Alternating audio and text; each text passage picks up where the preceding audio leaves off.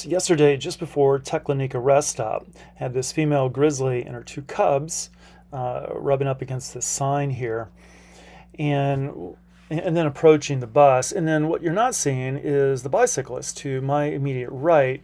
and he's pretty unsure as to what to do, and he's wanting to board the bus, which is perfectly fine. Before boarding him, though, I went ahead and asked him if he had any food on the bike, and if he did, he needed to bring it on board the bus. It is critically important that grizzlies do not receive any human food in any amounts at any time by anyone ever, and that also applies to trash as well. And so he said he didn't have any food on the bike, and so he came on board, and the bears would continue to approach us and then move off to our left and then kind of circle around, come back to the road behind the bus, and then drop down to the Teklanika River. And so once the bears were clear, I let the cyclist back off the bus so he can continue riding. But this is one of the realities that cyclists and pedestrians and hikers, backpackers, of course, need to realize, is that they are sharing the park and the park road with grizzlies and other wildlife.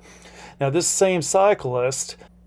as I was heading eastbound on the west side of Sable Pass, the same cyclist came flying around a blind corner, which would force me to come to a complete stop. But if there had been a grizzly bear in the middle of the road when he